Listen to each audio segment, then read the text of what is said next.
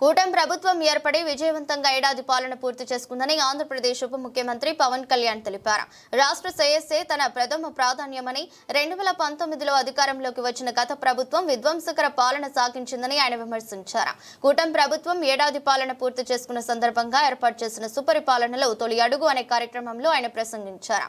గత వైసీపీ ప్రభుత్వ హయాంలో ప్రజలు అనేక కష్ట నష్టాలకు గురయ్యారని పవన్ ఆవేదన వ్యక్తం చేశారు. ఆ సమయంలో అధికారులు కూడా భయంతో విధులు నిర్వర్తించాల్సి వచ్చిందని, చివరికి నాటి ప్రతిపక్ష నేత చంద్రబాబును సైతం పలు రకాలుగా వేధించారని గుర్తు చేశారు. వైసీపీ పాలన చూసిన తర్వాత ఆంధ్రప్రదేశ్ కు అసలు భవిష్యత్తు ఉంటుందా అనే సందేహం కలిగింది. ఒకవేళ కూటమి ప్రభుత్వం అధికారంలోకి రాకపోయి ఉంటే రాష్ట్ర పరిస్థితి ఏమై ఉండేదో ఊహించడానికే భయంగా ఉంది.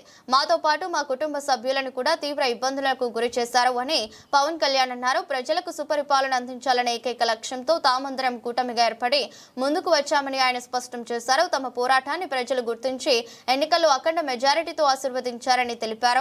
ప్రధాని మోదీ రాష్ట్రానికి అన్ని విధాల అండగా నిలుస్తున్నారని, ముఖ్యమంత్రి చంద్రబాబు కుప్పకూలిన రాష్ట్ర ఆర్థిక వ్యవస్థను తిరిగి గాడిలో పెట్టేందుకు అహర్నిశలు శ్రమిస్తున్నారని పవన్ కొనియాడారు. ఈ ఏడాది కాలంలోనే రాష్ట్రానికి 4 లక్షల కోట్ల విలువైన పెట్టుబడులను ఆకర్షించగలిగాం.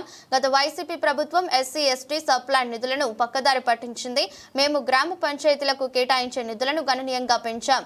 పల్లె పండుగ కార్యక్రమం ద్వారా గ్రామీణ రహదారుల అభివృద్ధికి బాటలు వేశామని ఆయన వివరించారు. ముఖ్యంగా లా అండ్ ఆర్డర్ కి సంబంధించి మటుకు కరప్షన్ లేని విధానాలతోటి ముందుకెళ్లాలని మనస్ఫూర్తిగా కోరుకుంటా ఉన్నాం. అలాగే ఏ విధమైన ఇబ్బందులు కలిగించినా చాలా మందికి ఒక ఆలోచన ఉండొచ్చు, మళ్ళీ ఆ ప్రభుత్వం వస్తే ఏమవుతుంది, ఆ ప్రభుత్వం రావట్లేదు. ఇది ఎందుకు చెప్తున్నానంటే, ఇది I want to give you confidence, I want to empower you. ఎందుకంటే మేమందరం ఇంక సహించడానికి సిద్ధంగా లేవు. ఇక్కడ ఈ కూటమి ప్రభుత్వం తక్కువ మేము మాట్లాడుకుంది 15 నుంచి 20 ఏళ్ళు ఉండాలి. ఎందుకు అనుకున్నామంటే, ఆంధ్రప్రదేశ్ వికసిత్ ఆంధ్రప్రదేశ్ గా ఉండాలి, వికసిత్ భారత్ లో భాగంగా ఉండాలి. అంటే ఈ ఐక్యత చెడగొట్టే పరిస్థితుల్లో నేను లేను, ఎవరు కూడా లేవు. అలాగే ఇది గత ప్రభుత్వ పాలకులు కూడా ఇది గుర్తు